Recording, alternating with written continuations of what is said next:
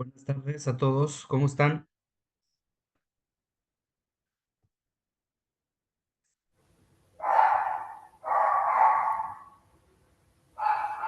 Buenas tardes.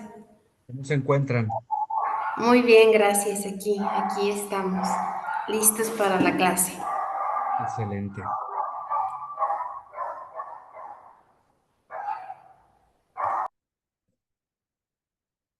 Pues bueno, yo creo que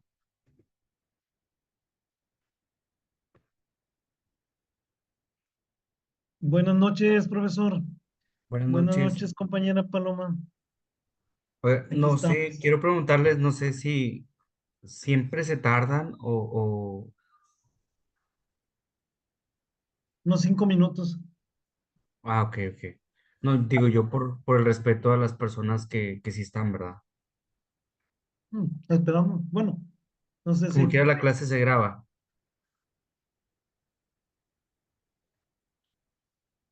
Muy bien. No sé si tengan mientras dudas sobre la actividad del ensayo o de las actividades que se van yendo o realizando.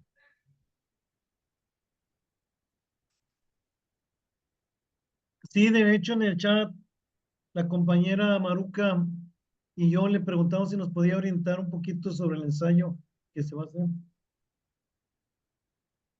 Sí, mira, ahí en su plataforma les puse una rúbrica.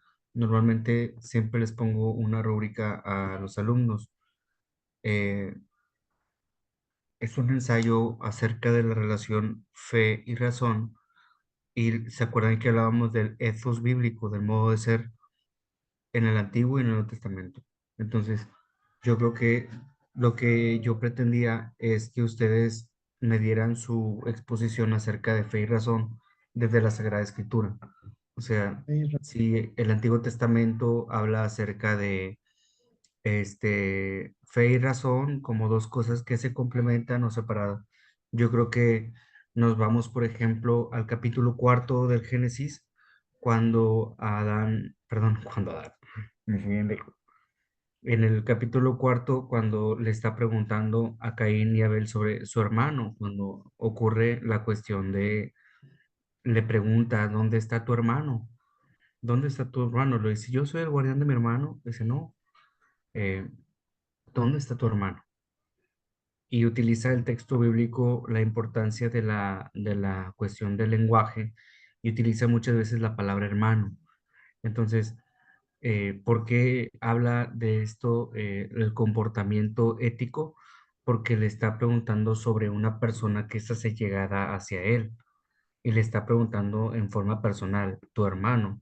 Y recuerden que la Torá, o es decir, el Génesis, tenía un significado de tradición, de una tradición importante, la tradición sacerdotal, perdón, y en este sentido, podemos ver cómo, aparte de que era alguien de su familia, pues el pecado o la acción moral, la acción ética de el asesinato era un comportamiento que en conducta no era agradable a los demás, ¿de acuerdo? Entonces, ¿qué podemos entender ahí por fe? Pues ahí no hay nada de fe o no hay nada de razón. O sea, puedo agarrar yo un ejemplo de la Sagrada Escritura y ponerle ahí, según el relato tal cual, vemos que en el Antiguo Testamento, específicamente en el Génesis, que no hay o sí hay una importancia por destacar más la fe o hay más importancia por la razón, ¿de acuerdo? Entonces, eh, el pecado de matar a su hermano o la relación entre fe y razón es muy importante para el Antiguo Testamento, porque inclusive las personas, si nos vamos al libro de Levítico, las personas eran muy influenciadas porque eran los escogidos por Dios. Entonces, en el nombre de Dios, yo actúo porque por mi fe, actúo y no les importaba matar a otras personas por celebrar su fe. Lo que pasa en el Islam, ¿no? O sea, la acción de ellos, es matar, matar por honrar a su Dios. O sea, su actuar, su modo de ser es conforme a su fe. No sé si me estoy explicando un poquito. Entonces, yo lo que voy a hacer es agarrar un fundamento y decir, bueno, ¿qué relación hay entre fe y razón en la Biblia, en el modo de actuar de la Biblia, en el Antiguo y en el Nuevo Testamento? Si ustedes se fijan, el libro de Levítico era muy así. En el Antiguo Testamento, las personas actuaban en conforme a que se sentían los escogidos por Dios. Algo así como en nuestras iglesias, porque soy el escogido por Dios, este, porque soy el ministro, porque soy una persona de nombre, puedo actuar, porque Dios así lo quiere. Entonces ahí, por mi fe, por lo que yo creo, me lleva a mí a actuar y hacer esto. Distinto a lo que hace Jesús en el Evangelio, cuando le dice, no se hizo el hombre para el sábado, sino el sábado para el hombre. ¿De acuerdo? ¿Se acuerdan de aquellas espigas que Jesús arrancó con sus discípulos? Decía, pues bueno, ellos actuaban en conformidad en lo que creían. Su fe era creer en respetar el sábado y eso los llevaba a actuar de tal manera. Se fijan, el modo de comportamiento en el Antiguo Testamento era diferente al Nuevo Testamento. Aquí le llamamos el modo de ser, según la Sagrada Escritura, en el Antiguo porque se sentían los escogidos. Y en el Nuevo vemos cómo Jesús viene a romper ese paradigma. Ya no es tanto el actuar en el sentido antiguo, sino en el nuevo. Cómo la gente va cambiando su modo de actuar. O sea, cómo lo que creían, ¿se acuerdan lo que, no sé si en otra clase lo vieron, ¿verdad? Pero o lo hayan visto en sus iglesias, pero ¿cuál era la forma de actuar de los que se sentían o de los reyes? O si nos vamos al libro de Samuel, al libro de jueces, ¿cuál era el actuar de esas personas? A esto me refiero, ¿cuál es la relación en el comportamiento? Tal vez yo creo que si les pongo un lenguaje más coloquial, ¿cuál es el lenguaje que debemos utilizar para hablar cómo se comportaba la gente en la Sagrada Escritura, en el Antiguo Testamento, y cómo se comporta en el Nuevo? No sé si estoy resolviendo la duda, estoy revolviendo más, pero ustedes díganme. No, no, no sé qué piense la compañera Paloma antes de compartir.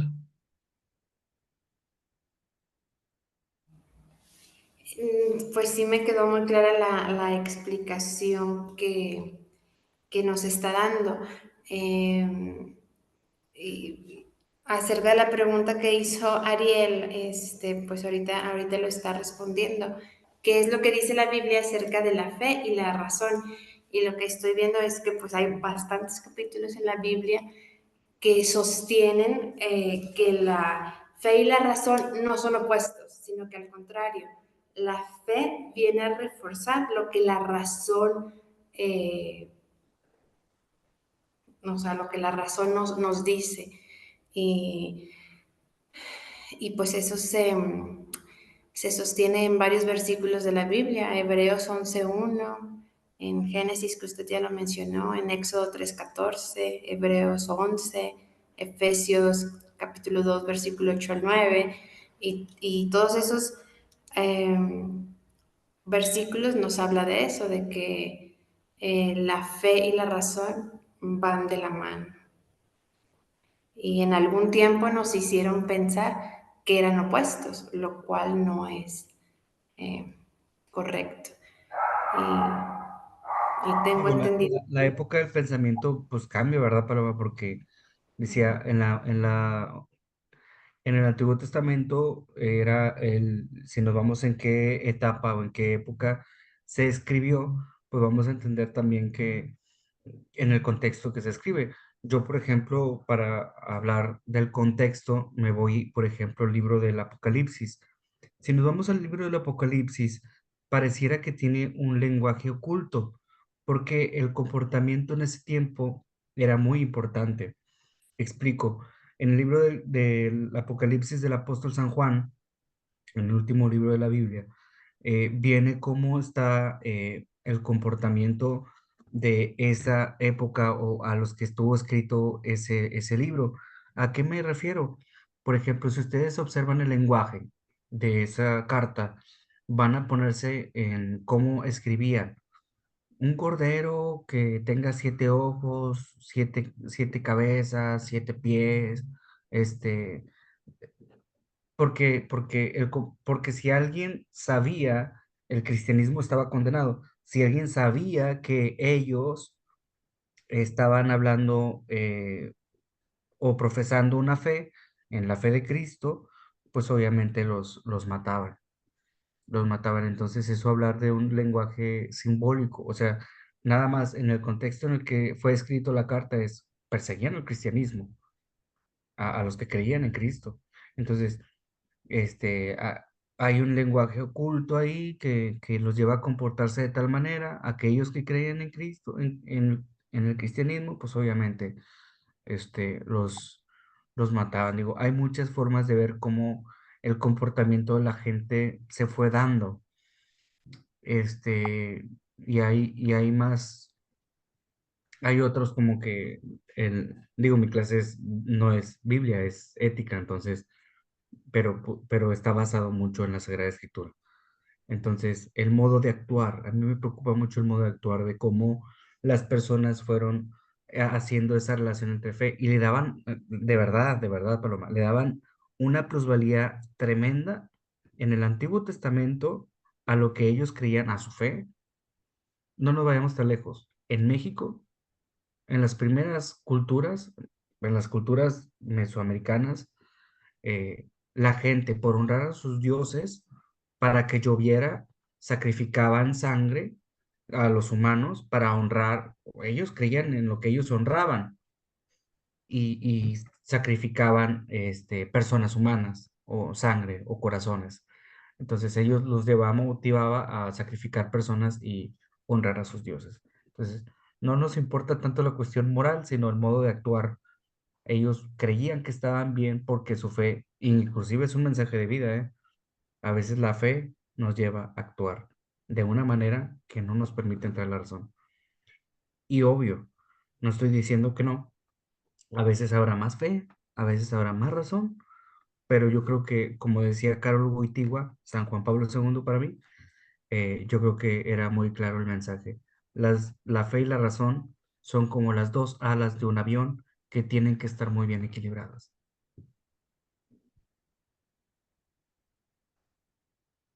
Ya me eché un verbo, no, no, no quiero que se convierta en una prédica, muchachos. Quiero que sea una clase, perdónenme. Es que no se emocionen. Amén. Entonces, este, estoy abriendo aquí, Ariel, mi documento, nada más respecto a la tarea, pues es un ensayo no mayor a 3 cuartillas, o sea, puede ser una, pueden ser dos, sobre esta relación que estoy pidiendo. Arial 12, formato APA. Los renglones yo los pido que no mayores a 7 y no menores de 3, porque creo que un renglón puede ser de 4, de 3 líneas, muy sencillo, sobre una idea. ¿De acuerdo? Si usted me va a poner un capítulo del Génesis, de Hebreos, o sea, con que me ponga ahí una idea, yo me voy por bien servido. Eso es conforme a la tarea de la semana pasada que se entregaba el 23 de junio y que nada más me entregaron dos. Digo, no me fijo en el tiempo, sino con que la entregue. ¿De acuerdo? Luego, hay otra tarea, porque les dejé una tarea por semana. No sé si esté muy pesado o qué. Bueno, me dijeron que pueden cargar una tarea por semana o está muy pesado. No, está bien, ¿no? Ah, Normalmente es una tarea por semana. La entregamos perfecto. 15 días después, pero es por semana. Muy bien. Sí, buenas noches, maestro, ¿me escuchan? Sí, buenas noches, aquí estamos. ¿Qué onda? Oiga, no, yo nada más para comentarle, he tenido algunos problemitas de salud que me han mantenido en el hospital por varios tiempos. Y es el motivo por el que luego estoy desfasada en las tareas. No se Entonces, más lo quería preocupe, hacer de su conocimiento porque como que quiero estar con un poco de más calmita porque apenas estoy terminando las anteriores. no se preocupe. Aquí, digo, no sé cuánto tiempo me den para pasar calificaciones, pero mientras yo me digan hasta tal día, pues ese día yo cierro. Yo sé que muchos trabajan y sé que muchos tienen ahí como que sus ocupaciones, ¿verdad? Gracias, maestro. De nada. No sé si señorita Jessica o María puedan prender su cámara para verlas. Digo, ya de por sí esto es muy impersonal. si se puede, si no, no se preocupen. Yo no tengo las herramientas tan modernas para eso. A veces hasta con el micrófono batallo, porque entraron unos ladrones a mi casa y me dejaron sin mi máquina. No se preocupen, Entonces estoy sin aparatos. no se preocupen, Estoy de prestado. Sí, no se gracias, preocupen. Mike. Ujú. De nada. Muy bien. Mucho gusto, Jessica. Muy bien, explico la siguiente actividad, nada más así breve, antes de entrar a la clase. Es una infografía, algo muy sencillo, que yo me imagino que ya saben hacer con la herramienta Canva o con algún método nuevo ahí en Hobby, una hora que ustedes tengan ahí de ocio y de lo que ustedes quieran, pueden hacer la infografía. Son 3 temas. Ustedes siéntanse en la libertad de escoger las referencias bibliográficas que ustedes quieran. Ahí les dejo como quiera, igual detalladamente qué es lo que estoy pidiendo. Yo pido que tengan mínimo 3 referencias bibliográficas. Puede ser una revista, un libro, algún sitio en internet, algún blog, pero que ustedes lean. Sí me fijo mucho en la ¿cómo se llama esto? En la ortografía y en la gramática, en cómo redactan, en si es entendible. Porque creo que, aparte de ser licenciados, pues creo que la comunicación es algo indispensable para yo decir, ¿por qué te pido una infografía sobre el pecado? Porque a veces es muy necesario estar informado de qué es un pecado. Y ahí te lo vamos a ver un poquito, ¿sí? Muy bien. Este está entregado para el domingo 30 de junio a las 11:59. Si alguien no lo pudiese entregar, pues bueno, no pasa nada. Lo entrega cuando pueda, pero espero que no se le junte porque ahí viene el trabajo final. Muy bien. Aquí yo creo que nada más, no tanto como una clase, sino yo creo que en la ética hay algo que el día de hoy quise volver a buscar. Yo creo que hay algo en nuestra conciencia, voy a proyectar aquí en mi pantalla, hay algo que las personas tenemos ahí en el interior y se llama conciencia. Eh, Nada más déjenme ver aquí. No sé si me alcanzo a ver. ¿Sí? Muy bien. Aquí en la conciencia, yo creo que es muy importante eh, verlo desde, digo, pues yo soy católico cristiano, pero lo estoy viendo desde la filosofía. Recuerden que también ahí estudié algo de filosofía, entonces es muy importante desde la ciencia también qué es lo que dice acerca de la conciencia. Eh, yo creo, a mis queridos alumnos, yo creo que hay algo en el interior de cada uno de nosotros que nos va dictando así como que esto está bien, esto está mal. Inclusive el niño que tiene 5 años o 4 años, cuando agarra una piedra, la quiebra, la avienta contra un vidrio y quiebra la ventana, el niño esconde la mano. La intención de la conciencia nos va diciendo que desde pequeños la conciencia se va desarrollando, la conciencia nos va dictaminando qué está bien y qué está mal. En este sentido, desde, desde pequeños se nos va diciendo no decir malas palabras, etcétera, ¿no? ¿Qué es la conciencia? Según la filosofía, es la clara autopresencia que reclama para sí un acto y sus consecuencias. Como reflexión que yo siento es una observación interior de la corriente de la conciencia, es una introspección. Este niño que avienta una piedra hacia una ventana nos deja en claro que, que el niño algo sabe y que la conciencia se va desarrollando conforme los años. Es decir, por ejemplo, si yo le pongo a un niño recién nacido de 2 meses un billete de 500, pues el niño no sabe para qué se utiliza. Pero si le doy ese billete de 500 a un adulto, no, hombre, te lo desregarra, ¿verdad? Porque la conciencia está más desarrollada, la conciencia es más fuerte. y se va desarrollando conforme a lo que uno va observando. Entonces, voy a lo siguiente. La conciencia es algo introspectivo que se va formando y es lo que nos va dictaminando el modo de ser en muchas cuestiones. Una introspección. En filosofía o en cualquier otra ciencia le vamos a llamar a los términos noción. Aquí les pongo que significa, eh, nos hace saber que estamos conociendo, que soy yo quien conoce a diferencia de lo que se está conociendo. Es lo que nos va dictaminando a nosotros qué queremos, hacia dónde vamos y de dónde venimos. Es esa bocinita, en pocas palabras, es esa bocinita interior que nos va dictaminando nuestras actitudes como buenas o como malas. ¿De acuerdo? No sé si hasta aquí hay que, aquí les aclaro, por ejemplo, que la conciencia, lo que no es conciencia, pues pensar que todos, como las caricaturas de Tom y Jerry, yo me acuerdo mucho cuando estaba más pequeñito, que se ponía un ángel de Tom, y un diablillo. O sea, como que la conciencia no es algo dual donde nos va diciendo, haz esto porque es bueno, haz esto porque es malo. O sea, como algo dualista, sino me refiero a que no es un diablo y un ángel disfrazado, no. Desde la conciencia científica no vamos a verlo de esta forma, sino esta introspección, el actuar, lo que nos lleva a actuar, lo que nos va madurando en la fe, en la fe, en la razón. No es algo que percibe una esencia, no es un sujeto psicológico, ni el conjunto de sensaciones que a veces sentimos que están bien o no están mal.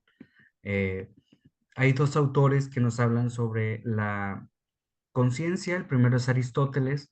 eh, Dice que el único ser en plena conciencia es Dios porque su acto es ser pensamiento que se piense a sí mismo. Uno, no, lo que nos dice Aristóteles cuando escribía, Aristóteles va a decir mucho del motor inmóvil y la causa incausada y la causa sin causa, y nos va a decir que todo se deriva en Dios, pero Aristóteles no le va a decir Dios, le va a decir motor inmóvil, causa incausada. Aristóteles, recuerdan que no era religioso, ¿sí? Sino que era una persona no creyente, sino que él decía que había alguien que era el principio de todo. Sin embargo no es católico cristiano, ¿verdad? Porque no existía como tal. Entonces, todo se deriva en Dios él. Ya Tomás de Aquino es el que nos va a aterrizar en su teología, nos va a decir, bueno, aquel que se refería a Aristóteles como motor inmóvil, Tomás de Aquino dice, ese es Dios. Porque en un ejemplo, en un escrito que tenía ahí Aristóteles, creo que era Ética Nicómaco, decía Aristóteles, eh, hay 5 vías para comprobar la existencia de Dios desde la razón. Y decía, nada más voy a explicar la primera para que me puedan entender, la causa del movimiento. En la causa del movimiento decía, supongamos que tenemos las fichas dominó, ya ven cómo están atravesadas una y luego otra y luego otra. Y dice, cuando tú empujas una ficha y tumba la otra y la otra y la otra y la otra, dice, debe existir algo o alguien que mueva la primera ficha, que no sea movido por otro. A ese le llama Dios. La causa, la vía tomista de el movimiento. Lo escribió Aristóteles, pero Tomás de Aquino, aquel que se refería es Dios. A eso, para entender esta parte, el único ser que es plena conciencia es Dios. El único que sabe, el único que tiene una conciencia total y plena de todas las cosas, que puede hacer de todo, es Dios. Esa conciencia, digo, no es una predicación, es una clase de ética. ¿De acuerdo? Entonces, ya sabemos un poquito, la corriente moderna nos habla sobre el acto del conocimiento y nos viene a poner a nosotros que el racionalismo, recuerden que era una teoría filosófica, nos decía que el hombre, cuando hace una introspección, el hombre es un ser pensante, está pensando cada rato cómo actuar, qué hacer. desde la mañana hasta la noche. Descartes definía la conciencia como la experiencia interna, algo que está con su cogito ergo sum, pienso, luego existo. Como que aquella persona que piensa, aquella que se va esgrimiendo, va teniendo juicios propios y de su realidad. Con esto, yo creo que queda claro la cuestión de la conciencia como algo que hace una introspección, ¿sí? Yo le digo que siempre que es esa bocina interna que nos va haciendo ruido de cómo vas a actuar o cómo te van diciendo. Yo recuerdo que cuando uno es pequeño, su mamá te decía, no ponga los brazos en la mesa, arriba de la mesa. Y mi bocina interna cada vez que voy a una casa me dice, no suba los pies, no suba los brazos, porque es esa bocina. Pero desde la Biblia nos va diciendo, ¿no? En la Sagrada Escritura, en el Antiguo Testamento nos va diciendo, así se actuaba por esto, por la creencia de la gente. ¿Cómo actuaban? Por las costumbres, o sea, la costumbre de lavarse las manos hasta los codos y pensás que es impuro, pues era la forma de pensar de las personas. ¿Estamos de acuerdo? O sea, la gente caminaba muchos kilómetros. Cuando Jesús llega a la casa con aquella mujer pecadora y empieza a lavarle los pies, ¿sí? Y le empieza a lavar los pies con sus lágrimas, dice, pues era el modo de actuar de esa gente. La gente limpiaba los pies porque ellos estaban descalzos. El actuar como que el contexto en el que se está dando, ¿de acuerdo? Yo quisiera nada más entrar un poquito en el tema del pecado sobre la conciencia. Fíjense, en ética teológica quisiera distinguir o hablar un poquito acerca del pecado, ya que he hablado de la conciencia, ahora sí hablar del pecado. ¿Por qué? Porque para empezar, recordar que el pecado es una acción. En cualquier religión, en cualquier sistema, el pecado es una acción. Lo voy a platicar un poquito desde mi contexto, ahí con la diferencia, disculpen, de religiones, para que me entiendan, ¿de acuerdo? Este, todos son casos que he leído, ¿eh? No, nunca, no he confesado nunca. Este, llega una señora y me dice, bueno, a mí no, me dice, es que me enojé con mi esposo, ¿de acuerdo? Digo, mira. Digo, ¿y luego? ¿Cuál es el pecado? Dice, no, pues es que es el enojo. El enojo es un sentimiento como tal. Entonces hay que diferenciar las acciones de los sentimientos. El pecado es una acción, es un acto de la voluntad, del yo quiero, y eso entra parte de nuestra clase de ética teológica. El pecado es una acción que nosotros hacemos. ¿Sabes qué? Con mi enojo, yo me enojé con mi esposo porque llegó tarde a la cena que había quedado que a las 8 de la noche tenía que estar con nosotros. El sentimiento no es el pecado. El pecado como tal es una acción. Estamos en clase de ética, de modo de ser. ¿Qué hiciste con el enojo? No, pues estaba tan enojada que le aventé el celular y ahorita está en el hospital.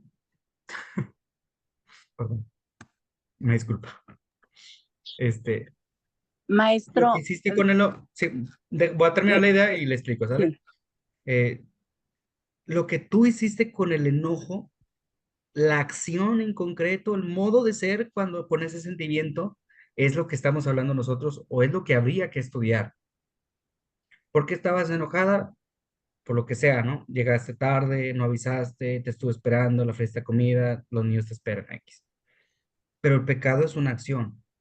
Y vemos muchas acciones en la Sagrada Escritura que nos van diciendo, esto está bien, esto está mal. Y es una clase que les digo, es una acción que tenemos que pensar. Me enojé. ¿Qué tal que si en modo negativo es, pues me enojé y agarré el teléfono y le pegué bien fuerte con el celular en la cabeza? Y el celular, la única cosa con la que nos tenía a nosotros pensando, pues el celular se quebró. Y era la única forma de comunicarnos. Me enojé tanto en modo negativo que quebré el celular, es un modo negativo. ¿Qué podría ser un enojo positivo? Bueno, pues un enojo positivo puede ser cuando estás tan enojado que agarras el asadón y te pones a hacer surco para los árboles. Utilicé todo este enojo, esta catarsis, para, para hacer el bien.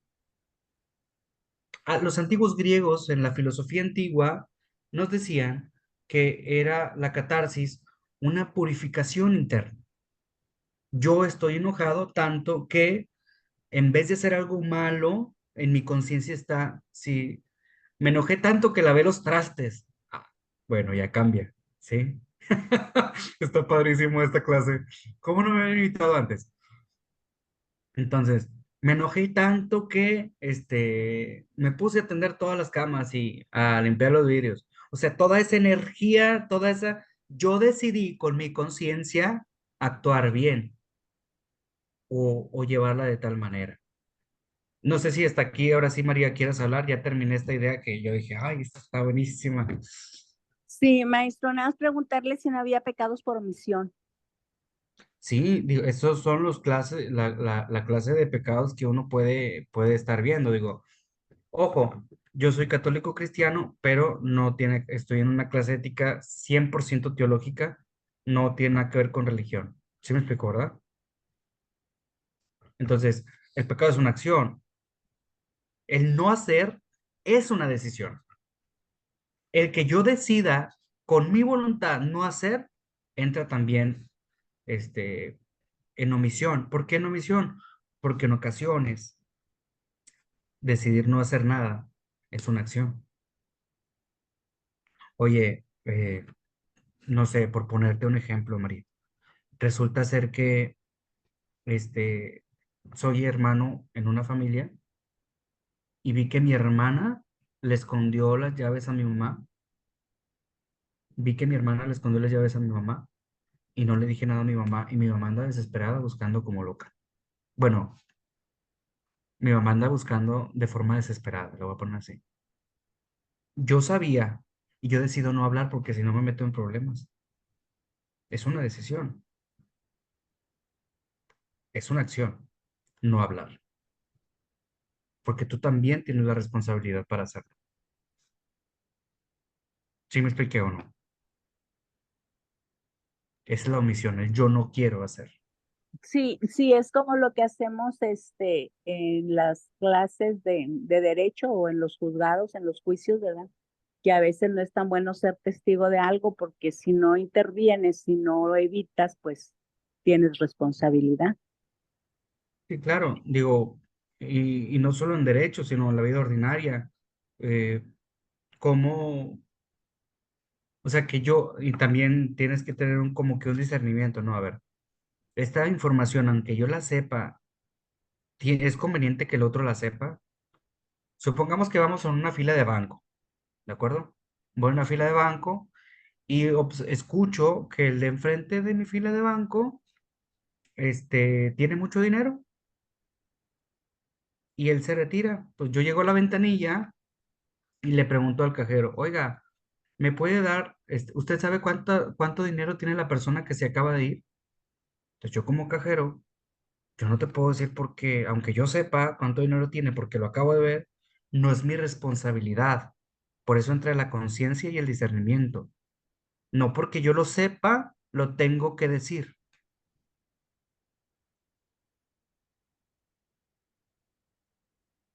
Pero bueno, hasta aquí algún punto. No sé si a ver, platiquen ustedes porque necesito ir por un café porque ya cuéntenmelo todo. ¿Qué piensan de esto?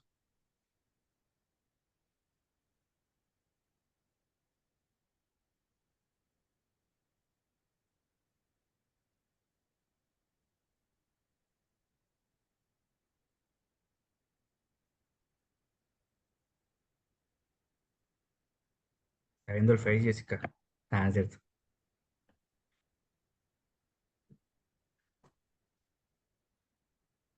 Pues, Permiso para hablar. Adelante, adelante. O primero tú, Hola, Ariel. estamos viendo el Juego de México. sea, sí, por favor. Yo no, yo acabo de terminar de dar mi clase de yoga y como tú ves, yo voy en casa, estoy muy cansada, pero quiero preguntar, bueno, no preguntar sobre el pecado. Yo hace tiempo serví a la iglesia y la verdad, bueno, nos platicó la doctora Ana que usted se está preparando para ser sacerdote, ¿verdad? Creo que ya está al final del camino. Felicidades. Gracias. No es pregunta, le quiero comentar del pecado desde mi punto de vista. eh, eh, Hablando de la religión católica, estoy como que era muy cansado saber que todo era pecado, ¿no? El hablar mal de una persona ya es pecado, el no haberle saludado al vecino ya era una falta, entonces está súper padre que desde la iglesia, estoy hablando de la católica, desde que nos forman, estaría genial, o a la comunidad en general, explicarnos bien lo que es pecado, porque luego uno se envuelve en tantos rollos que pensamos que todo es pecado, ¿no? Bueno, ese es mi punto de vista. Me parece genial todo lo que está comentando, ya desde que estoy desde otra frontera acá en el mundo holístico con los gurús y el budismo vino a darme ese abrazo de paz donde me demostró que no todo es pecado y que era la forma que a veces inadecuadamente algunos líderes de la iglesia nos llevaban por ese camino, ¿no? Entonces, eh, hablando de la teología, del Jesús histórico que estoy buscando en esta licenciatura, es maravilloso ver cómo de una forma ya más de docencia nos hablan de la religión sin tener ninguna frontera ni abrazar a una en específica. Y es como un abrazo, yo lo veo como del Espíritu Santo y que eh, puedes conocer desde otra frontera al buen Maestro Jesús. Bueno, eso yo lo pienso de enfoque de lo que es el pecado, ¿no? Gracias.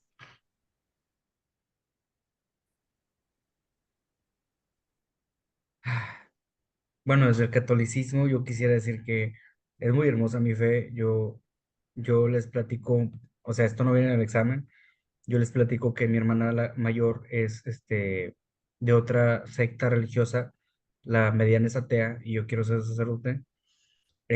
Nada más como que la cuestión es, yo creo que en principio eh, Jesús vino a pagar por nuestros pecados, sí, y yo pienso, es parte de, como que nos vino a enseñar cómo actuar, cómo actuar con amor.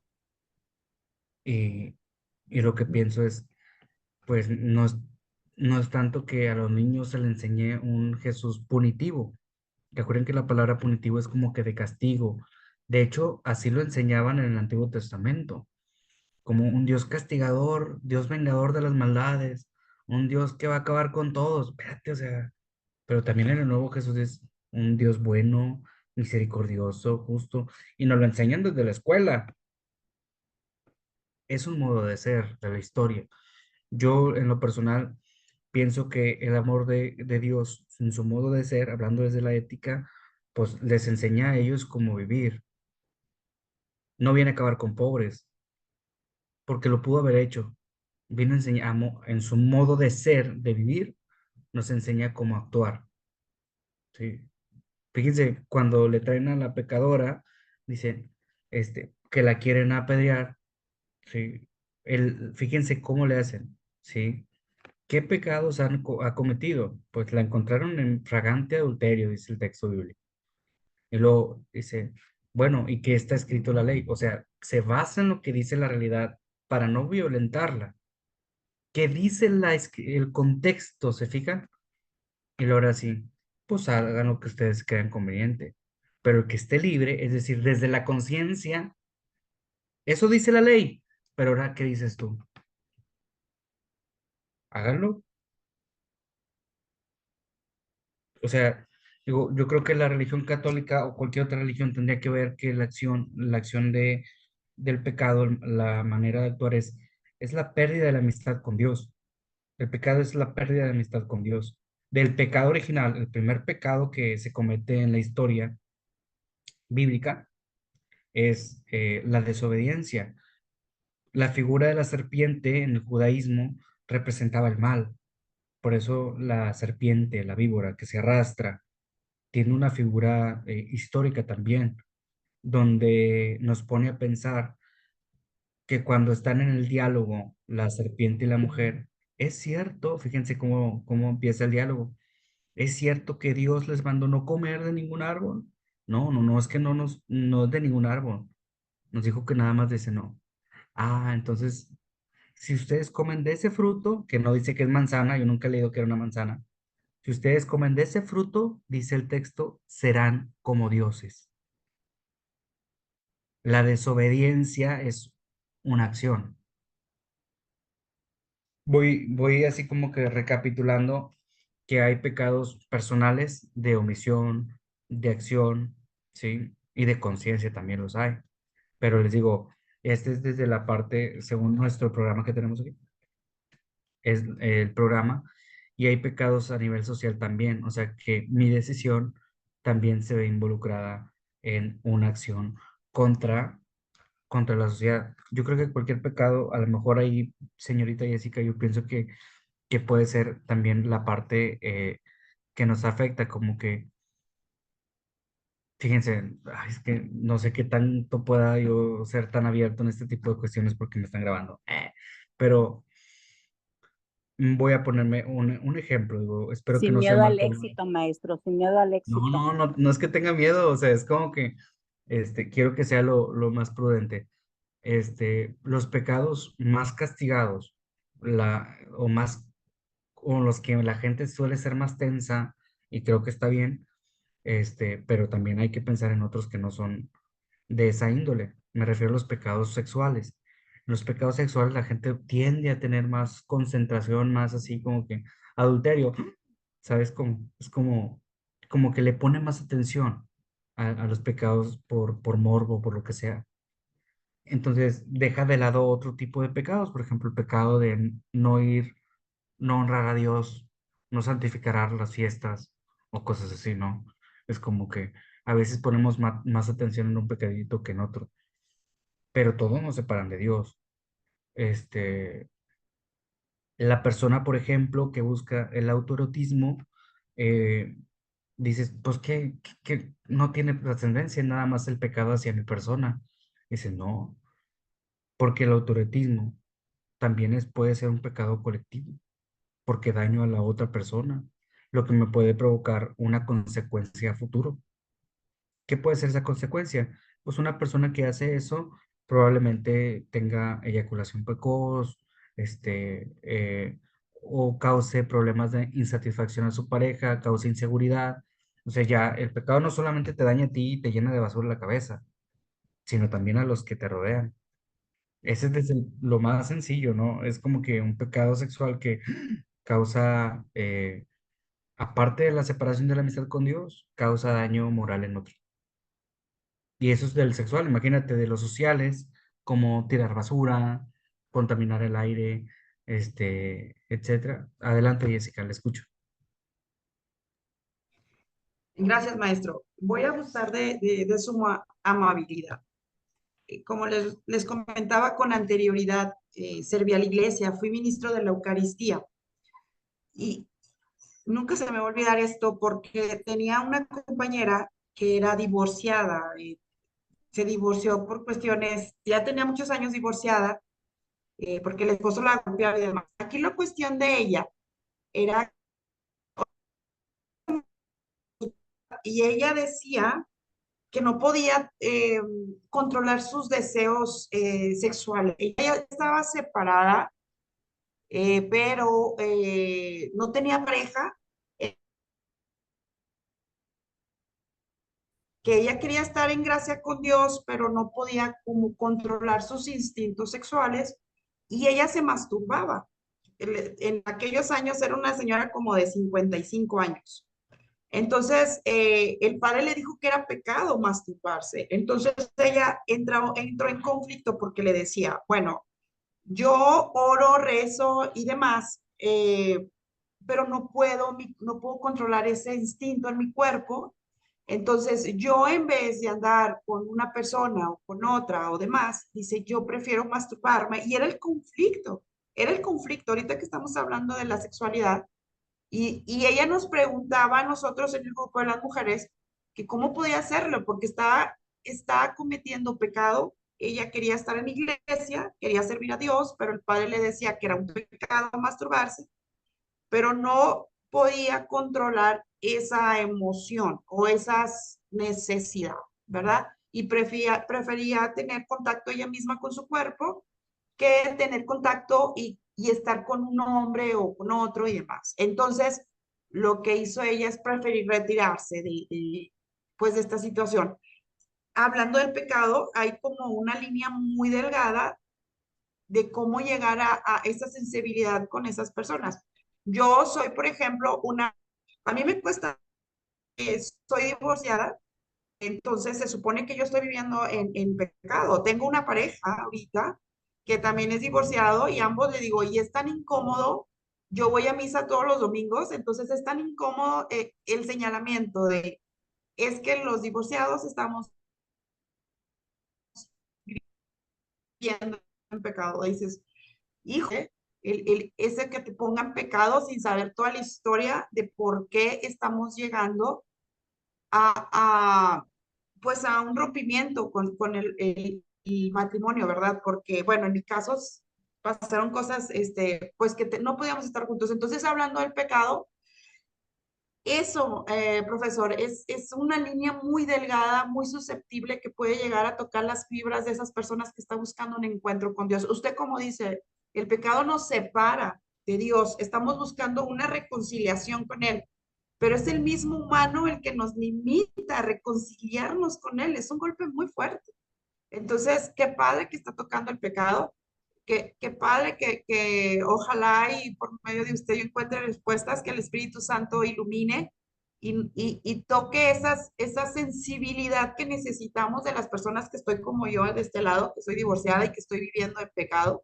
Entonces es muy fuerte, ¿no? Que ya te encasillen ahí y que ya te dejen ahí y ahora sí, hasta que la muerte nos separe, yo voy a tener esa libertad de ya no estar viviendo en pecado. Bueno, no me parece justo, aunque vaya en contra de las reglas que pone las instituciones religiosas, ¿verdad? Gracias otra vez. No se preocupe. Creo que estoy aprendiendo más yo. Este, Miren, referente a la cuestión, digo, no quería así como que andar mucho en el tema de la sexualidad, pero el primer punto yo creo que es por el lado del autoerotismo. Fíjense muy bien, somos seres racionales, no somos animales. Yo creo que eso es algo que nos diferencia de los animales. La primera es biológica, igual que como dicen los escritos acerca de la sociología, somos biológicos, es decir, igual que los animales, nacimos, crecemos y nos reproducimos. Somos afectivos, así como una mosca anda con otra mosca, los seres humanos buscamos la cuestión de la afectividad, ¿de acuerdo? De andar con otras personas, de querer. La tercera es social, base, la palabra es base. Somos biológicos, afectivos, sociales. Y la última, dice, la última, somos seres espirituales, seres racionales.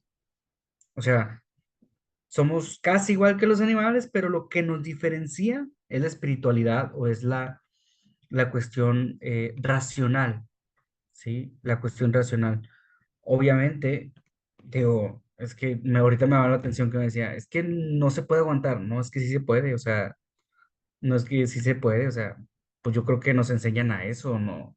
Eh, Desde la ética es el modo de ser para lo que fue hecho, para lo que es hecho el órgano reproductor masculino y femenino, pues fue para procrear. Y acabas de tocar así el punto clave de este tema, o sea, es así como que cuando algo rompe la naturaleza para lo que fue creado, ahí entra lo que es el pecado. Voy a explicarlo, ¿sí? Me decía mi maestro de moral, ay, es que está bien fuerte esta clase, este, me decía un maestro licenciado por la Pontificia Universidad de México, decía, eh, Cuando algo rompe la naturaleza de lo que fue creado, ahí entra la pérdida de la amistad con Dios, según la Sagrada Escritura, ¿sí? Porque en un principio el hombre ha decidido, y acuérdense que estamos desde la conciencia, desde la decisión, el hombre ha decidido utilizar lo que era bueno para hacer algo malo. Después, voy a poner un ejemplo muy claro, después de las inundaciones, de las inundaciones, tormentas, huracanes, el hombre inventó un explosivo llamado granada. Y las granadas servían para destruir los puentes que quedaban semiconstruidos y quedaban en ruinas. ¿Qué hace el hombre? Pues crea las granadas para terminar de derribar los puentes y reconstruir de nuevo. Pero ¿qué hace el hombre? Decide utilizar esas granadas que tenían una intención para matarse entre sí mismos en las guerras.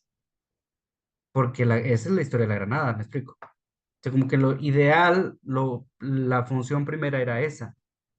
Recuerden que es una ética, es una clase de ética, entonces el modo de ser de la persona, del pecado, era algo que era creado para bien, fue desvirtuándose por las decisiones del hombre, por el modo de actuar del hombre, ¿de acuerdo? El aparato reproductor masculino y femenino. No tengo homofobia, chicos, o sea, créanme que yo respeto cómo vivan, no juzgo, no juzgo. Mi mamá también, está en la situación que está usted, Jessica, y no me hace menos ni más, o sea, es su decisión y yo la amo como es. Pero voy al caso que me puso, no a su vida personal, perdón. Eh, Decía, todo tiene una razón de ser creada.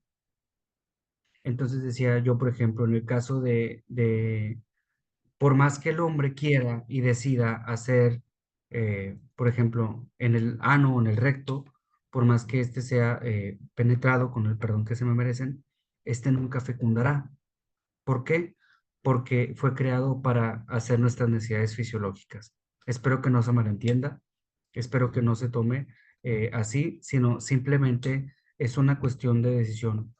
Todo fue creado para una razón de ser. Y el aparato reproductor masculino y femenino, desde el lado ético, desde el lado biológico, perdón, es para reproducir. La función es reproducir. No sé si me explico. Entonces, Sí, sí, maestro. perdón. Sí, nada al- más que pasa cuando ya se acaba la etapa reproductiva del hombre, digo, de la mujer. Ahí que se le acabó la acción. sí, claro, y digo, y hay más factores, digo, no es una clase de ética sexual, es de ética teológica. Digo, lo que el modo de ser, aquí no entran juicios, o sea, es lo que quiero decir. Aquí no entran juicios, aquí el modo de ser inicial es ese, ¿de acuerdo? No, En no, pero ética partiendo sexual, de en la ética ética, sexual sería completamente distinto. Ahora entra la parte que usted está mencionando, María, entra la parte de este, la etapa en la ya, yo pirámide ya de entré en mi Abraham menopausia, Maslow, yo ya no voy a decía tener que, hijos por mi cuestión de la naturaleza, ¿verdad? No porque yo ya no quiera hijos, sino porque ya no. ¿Sí me entiende? O sea, fisiológicamente ya no soy capaz de dar vida, ¿verdad? Entonces ya no debo de tener relaciones. repito, lo que le estoy diciendo es una clase de ética teológica, Sí, no de desde, Biblia. sí, pero desde el Solamente punto estoy de vista diciendo de la ética el modo de teológica, ser. Discúlpeme, el modo de ser es este para lo que fue creado, no estoy diciendo sí, más. O sea, sí, no, por eso. no, no va a entrar en conflicto así tal cual de No, lo pero ¿cuál que. sería éticamente lo más correcto desde el punto de vista teológico? Bueno, ahí si me preguntamos desde la ética, pues puede ser el modo de ser o de actuar es, recuerden que ahorita al inicio de la clase hablaba de algo, no sé si se acuerde, de la conciencia, es una introspección, ¿de Sí, acuerdo? sí, sí. Ujú. Yo no puedo, yo no, de hecho, ahí con todo el amor del mundo, la Sí. introspección. La introspección Ujú. es muy importante. Desde el lado yo nunca puedo decirle a otra persona, desde la cuestión ética, lo que tiene que hacer, porque eso significa manipular la conciencia. ¿De acuerdo? O sea, ahí yo ya quedo libre de determinar lo que hago con mi cuerpo, mi decisión. Yo no le puedo decir qué puedo Ya no hacer. estoy mal en la cuestión ética teológica ni de mi relación con Dios, porque yo Pues si ya nos vamos a cumplí la con... Sagrada Escritura, digo, si nos vamos a la cuestión de la Sagrada Escritura, eh, el hecho teológico pues podría ser que el hombre y la mujer, digo, habría que profundizar más porque les digo, no le puedo decir sí tenga relaciones o no tenga relaciones porque Sí, no sería por lo eso le correcto. digo ya, ante la introspección es mi cuerpo, mi decisión, yo ya sabré, porque pues yo ya no voy a dar vida, ¿verdad? Y no porque no quiera, sino porque yo ya cumplí mi ciclo, ¿verdad? Yo creo que como licenciados en un área tan importante, no solamente es basarnos en lo que dice la ética sexual, sino ver lo que otras disciplinas nos dicen. O sea, es interdisciplinar también.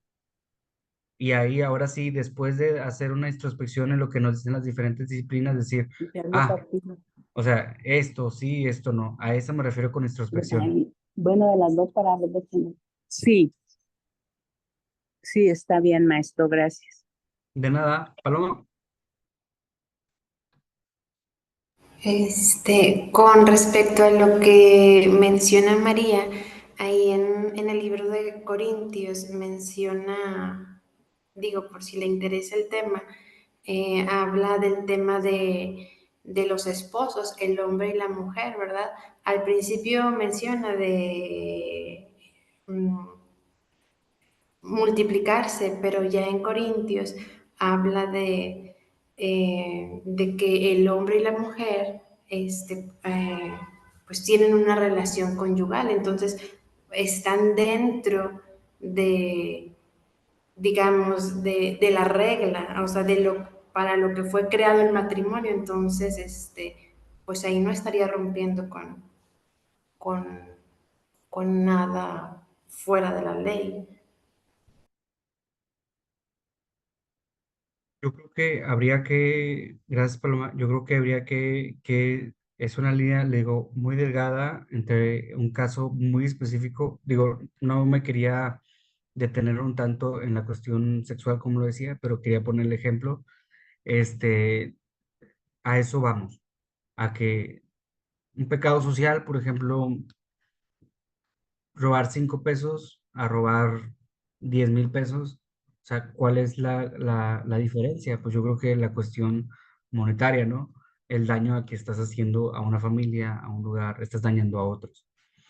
Este, y hay muchas cosas que podemos decir de este tema, yo creo, no no es evasión, sino yo puedo decir mucho desde la cuestión católica, la cuestión cristiana, pero creo que lo que ustedes buscan es más científico desde la Sagrada Escritura, la cuestión del actuar según la Sagrada Escritura, y pienso que es una opción de vida el decidir qué es lo que te acerca a Dios y qué es lo que te aleja de Él. Ahorita que comentaba Jessica, ahorita que nos comentaba la señorita Jessica de su situación, pues yo creo que habría que poner mucha atención en todos los casos, ¿sí? En todos los casos que se presentan, no solamente en la Iglesia Católica, sino en iglesias de otras índoles. ¿Por qué? Porque no es, bueno, al menos yo en lo que yo siento es, pues si, oye, pues tu primer esposo te casaste por la iglesia, te golpea, bueno, pues habría que pensar, perdón, habría que pensar hasta qué punto estamos decidiendo amar, ¿de acuerdo? Porque yo creo que también es una decisión decir, yo no quiero ser violentada o yo no quiero esto, me explico. No es, acuérdense que el tema del adulterio es uno de los temas más controversiales en la Sagrada Escritura, ¿de acuerdo? Y habría que ver cómo lo aborda también la Sagrada Escritura, porque nos enfocamos tanto en que el que deja a su esposo, que el primero, y luego se va con el segundo, comete adulterio, ¿no? O sea, a ver, vamos a irnos en orden. Cada caso es específico y yo creo que nadie, absolutamente nadie, puede condenar o puede tener ese carácter de juez y decir, vives en pecado. Espérate, o sea, ¿quién eres Dios? ¿Sí me explico? Lo que sí te puedo decir es desde alguna doctrina, pues habría que ponerte a pensar. Yo estoy haciendo una tesis del matrimonio, de hecho, de la nulidad matrimonial, para titularme en teología. Me gusta mucho la rama del derecho canónico de la Iglesia Católica y yo lo que digo es, pues hay también vicios del consentimiento y se puede hacer la anulación del matrimonio. Sin embargo, pues cada caso es bien específico, cada caso. Entonces, es una decisión diferente. Está desde el de que se casó porque su mamá le dijo y si no estaba, ella actuó en conforme a una libertad interna, presionada, ¿de acuerdo? Pero habría que checar cada caso. Este, yo creo que hablar hoy de conciencia, lo que es la conciencia, la introspección desde la teología, hablar de qué es el pecado, hoy estuvo muy bien. Yo les dejo nada más de tarea, pues que hagan su infografía, que se documenten. Yo nada más quería dar como que estas luces en esta plática. Y la próxima semana vamos a hablar de la bioética y hay dos temas ahí, perdón, hay un tema que es el aborto. Pues sorpresa que cuando vi el tema dije, de aquí soy. Yo cuando hice la licencia en filosofía, mi tesis es sobre el aborto. Entonces, estamos más que bendecidos desde la ética, desde la filosofía, con el tema del aborto, porque es un tema de vida y nos lleva al modo de ser como actúa el hombre. Entonces, les agradezco bastante el que se hayan conectado hoy y a las personas que van a ver esta grabación, se los agradezco bastante. No sé si hay alguna duda para retirarnos en paz. Tienen ahí la tarea pendiente algunos de la semana pasada, el 23, y pues obviamente esperarlos con su infografía el próximo domingo. Ariel, adelante. Sí, maestro, yo he estado tratando de agarrar un poquito el hilo de la clase, ¿verdad? Ujú. Me, me considero eh, neófito en todo esto, ¿verdad? En ética y esas cosas tratado. Yo no soy católico, pertenezco a una rama de las raíces hebreas de la fe cristiana y sin ánimo de, no he querido participar mucho porque eh, tengo otra perspectiva diferente al punto de vista tradicional católico. No Muy tengo válido. conflictos, no tengo conflictos con los católicos, ¿verdad? Estoy hablando del sistema católico, ¿no? De cómo ve las cosas el catolicismo. Y ahorita tocamos ahora sí que varios temas y sobre todo temas importantes para lo que cada uno tiene que ver en su vida diaria, en su búsqueda del eterno y de tener una vida que le agrade. Una vida en el espíritu, cosas que hemos estado viendo en otras clases y cosas que cada quien ve en sus iglesias. Todos, absolutamente todos los temas están tocados por el Eterno y están mencionados en las Escrituras. Como bien lo dijo Paloma ahorita, en las cartas del apóstol Pablo hace especial énfasis a la correspondencia matrimonial en cuanto a lo físico. ¿Ah? Creo que inclusive Pedro habla de que cada quien sepa tener su vaso en santidad y se refiere eminentemente a lo sexual. ¿No? Decir que la sexualidad se refiere solamente a la procreación es faltar a la palabra, porque el centro del corazón de las escrituras, que es el libro Cantar de los Cantares, judío por supuesto, habla de esa entrega apasionada, enamorada, intensa, a nivel sexual, con expresiones de la época, y que prefigura la relación del creyente con Dios, o con el Mesías, y que prefigura la relación de la iglesia con su Salvador, ¿verdad? Como dice Pablo en una de sus cartas, ¿verdad? El marido, que la mujer debe estar sujeta al marido, así como el marido está sujeto en Cristo, ¿verdad? Y hace el símil de que la relación matrimonial es la relación de Cristo y su iglesia. Entonces, todos los temas que hemos estado viendo están en la Biblia. No hay ninguno que no podamos. Hacer referencia a lo que dice la Escritura es para mí mucho más importante que lo que pueda decir mi denominación. Yo creo al fin y al cabo, el Mesías terrenal se revela en una época sumamente religiosa, ¿va? Como bien ha mencionado al judaísmo del segundo templo, que Pablo dice, iban por la ley pero sin fe. O sea, normas y normas y normas, normas y normas que siguen en nuestras congregaciones, ¿verdad? Que son sumamente religiosas y que no permiten las segundas oportunidades o no permiten o no comprenden la gracia de Dios.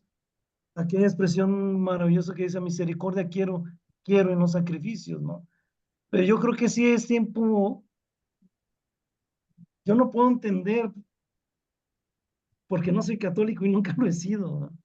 Pero yo creo que sí deberíamos de darle la oportunidad al Espíritu Santo y nos revele ese Dios de gracia y de misericordia. O sea, como Ariel, aunque no me vaya a embarazar, si puedo o no, ya aclárenme el punto. Voy a repetir lo que dijo el maestro. Ninguno podemos decir lo que tiene que hacer, pero las Pero escrituras, si me retiro de Dios, no me conviene. no, es que en cuanto a la pregunta que usted hizo, lo que usted puede o debe o quiere o no debe hacer, pasa por su conciencia. Pero las escrituras hablan que ese tema, en cuanto sea en el matrimonio, es permitido. Es permitido, no hay nada que diga. Las hermanas estaban en la iglesia primitivas, las hermanas estaban quedando viudas y estas viudas pasaban al erario, por así decirlo, al erario de la iglesia. Y el apóstol Pablo en un texto dice, quiero que las viudas jóvenes se casen. Los que no tienen don de continencia se llama, cásese y no peque más, dice. Y en el otro tema del divorcio, aunque el original, como Jesús dijo, que Moisés sí les dio carta de divorcio por su dureza de corazón, pero no era el propósito. Pero el apóstol Pablo dice, si el marido inconverso no quiere estar con la mujer conversa, sepárese. A paz nos llamó el Señor.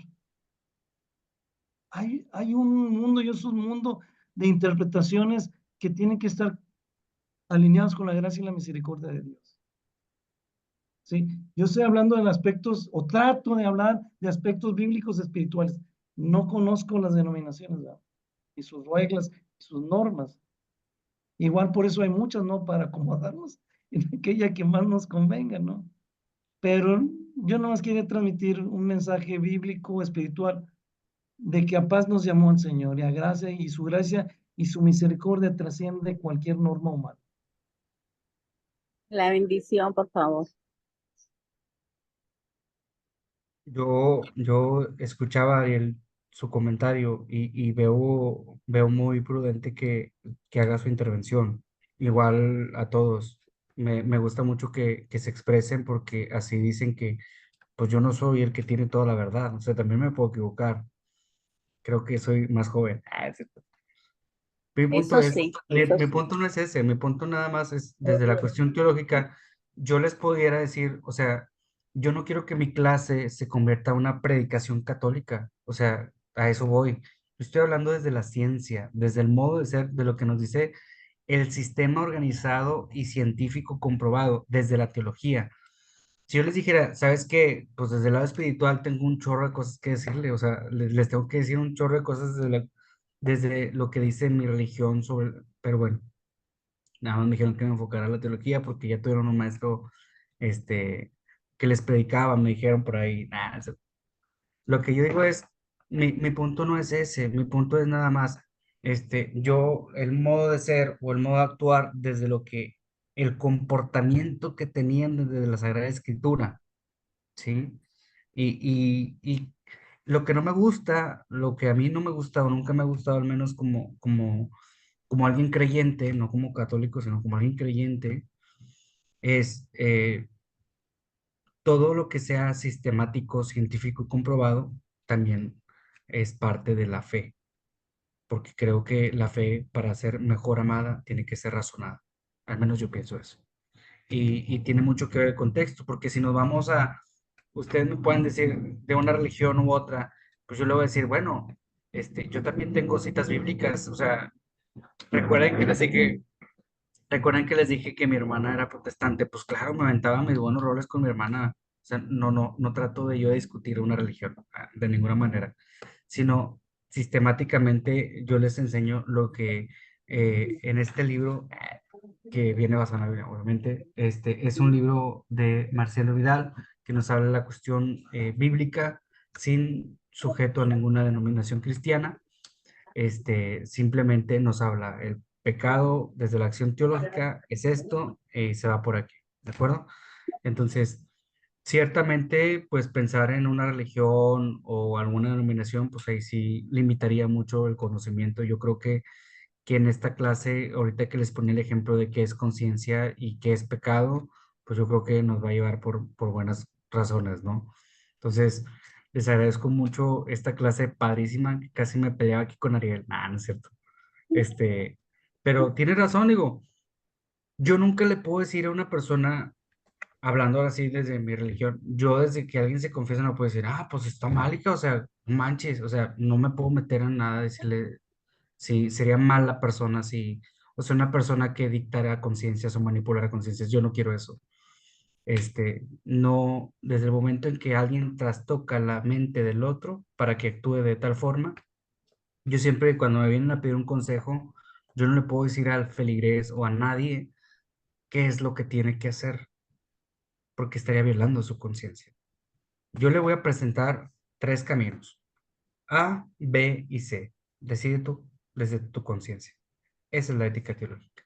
El yo decido con mi voluntad, primeramente, con mi voluntad, con mi inteligencia y con mi libertad. Para tomar una buena decisión se necesitan esos 3 factores. ¿De acuerdo? Mi voluntad, porque es yo quiero, con todo mi ejercicio, mi facultad volitiva, yo decido. De la inteligencia, porque yo sé que es bueno y que es malo. Yo sé que está bien y que está mal. ¿Qué es lo que va? Fíjense muy bien, ¿qué es lo que va en orden a lo que yo estoy viviendo? Yo sé desde mi inteligencia qué es lo que me conviene.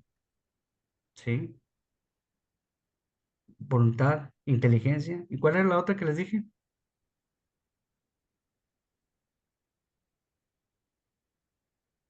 Voluntad, inteligencia y libertad. Libertad. Recuerden que la libertad de los hijos de Dios, según Romanos 8, en la gloriosa libertad de los hijos de Dios. La ética, mi decisión para que sea una decisión buena, que sea basada en la conciencia, yo necesito voluntad, yo decidirlo, yo pensarlo, yo creerlo y yo desearlo. En ese sentido, voluntad, libertad e inteligencia. ¿De acuerdo? Entonces, yo no puedo decirle a alguien qué tiene que hacer desde esas 3 perspectivas, porque si yo le digo a alguien que haga algo, estoy limitándola. Por eso me gusta mucho Jesús en los evangelios cuando dice, el que quiera seguirme, que me siga. No les está diciendo, síganme desde esta fe. ¿Sí?